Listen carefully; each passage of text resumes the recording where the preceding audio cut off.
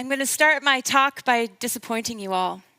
It says here that I have the solution for how we feed 9 billion people without destroying the planet. Yeah, I wish I had an answer, because we can't continue on the path that we're on. The way that we manage our food systems means that 1/3 of all the food we produce is wasted. 900 million people are going hungry. Agriculture is one of the biggest drivers of climate change, biodiversity loss, and fresh water use. And in my research, I've come to see that these are not technological problems with technological solutions. These are deeply political problems, and they demand political solutions. So as was mentioned, my name is Jessica Duncan. I'm Associate Professor in the Politics of Food System Transformations. And I want to take the time today to try and convince you how important it is for us to get governance right, and how we need to do that before we can start to answer this question. But getting the governance right is really hard. Let's give an example. I really like carrots. And when I go to the supermarket, I look at the carrots and I want to buy organic carrots because I'm told that it's better for my health and better for the health of the farmers. But the organic carrots are in plastic bags, and I know single-use plastic isn't the way to go if we care about sustainability. And they're in this plastic bag because European regulations for organics try to avoid cross-contamination, so the organics shouldn't get pesticides transferred to it. So I think, okay, these organic carrots are in plastic, and these non-organic carrots have pesticides, and they're grown in monocultures, but they're grown here in the Netherlands. And I'm also aware that when we buy local, we support our local economies, and we have an opportunity to reduce our food miles, and these organic carrots come from farther away. And then I look at the price, and the organic ones are a little bit more expensive. So what carrots do I buy? Maybe with a show of hands you can help me. Who's going to buy the organic carrots? Okay, all right. And the non-organic carrots? Ooh, okay. Now the trouble is there's no right answer. The right answer depends on your value, your context, your perspective. Now, that was the first lesson from my carrot story, but the second lesson is that our individual consumer behavior, the way we buy food, is not enough to answer this question. We need collective, collaborative action. We need to improve the way we govern our food systems. And I get it, governance is not like the sexiest topic maybe for a Friday night, but I'm here to convince you that it's maybe one of the most important topics. But what do I even mean by governance? It's helpful to think of governance in terms of an architecture. Societal actors, civil society members of the public, academics, policymakers, NGOs, and the private sector, we all get together and we create norms and rules and institutions that manage our food system. Now, the problem with the architecture of food systems is that it's very disjointed. The floors don't connect. This has really important implications for the kind of policies that we can design. It also means that the people who have expertise in agriculture are not talking to the people with expertise in trade, who aren't talking to our ecologists, who aren't talking to the people with expertise in nutrition and health. And this leads to very complicated and often contradictory policies. Consider that we're told to stop eating fish or to eat less fish because we're overfishing and our fish stocks are depleted. And at the same time, we're being told to eat more fish as part of a sustainable diet because we need to move away from red meat. So this is the first challenge with our governance system. It's fragmented.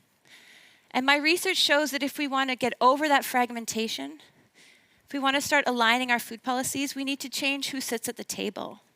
We need to bring more diverse voices to the table. Because the only way we can start to address the complexity of the urgencies that we face is if we diversify the kind of knowledge and experience that informs it. But here we get stuck Because if we do this right, if we manage to bring enough people to the table, we are almost guaranteed to experience increased disagreement. Disagreement about whether we grow GMO crops or not.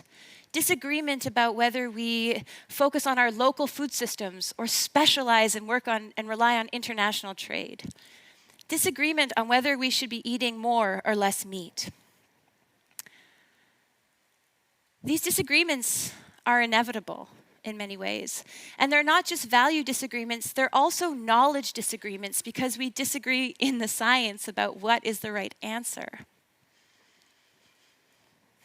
Now, our governance systems are not prepared or capable of dealing with this kind of disagreement.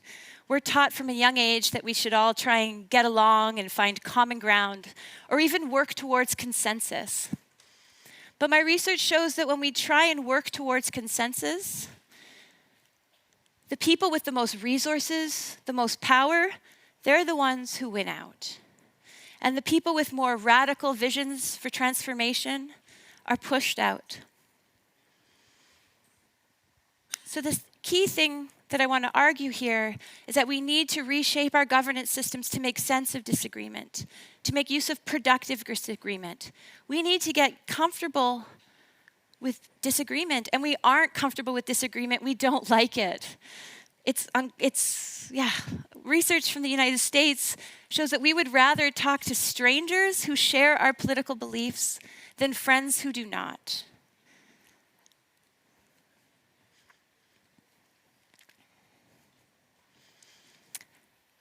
My work shows that when we make space for productive disagreement, we can start making visible relations of power that are often hidden.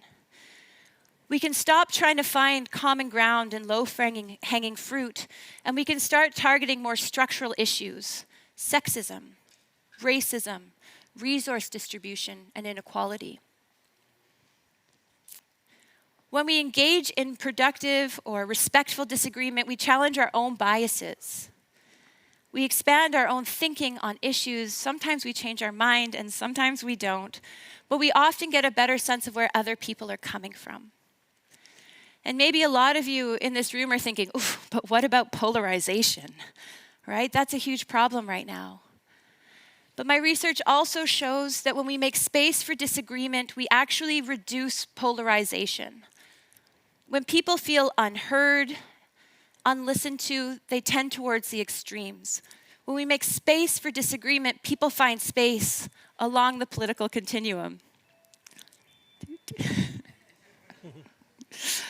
The challenge, of course, is that we have to find ways of agreeing to disagree. We need to come up with common rules, and this takes time.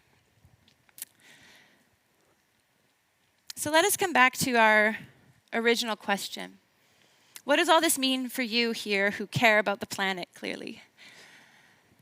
The first thing that I would encourage you to all do is get more involved in our food governance systems, to bring your perspectives, experiences, and values, and to call for greater action, to call on our political leaders to take the kinds of actions we need to push forward sustainability transformations in all of their complexity and contradictions. The second thing that we need to do is recognize that that is going to come with a lot of trade-offs. It means that we need to fundamentally reshape the way we live, the way we consume. That's not easy. It's really hard. So if I can give you one takeaway from my talk, is that if we want to feed the future in a sustainable way, we need to all get comfortable with being uncomfortable. Thank you.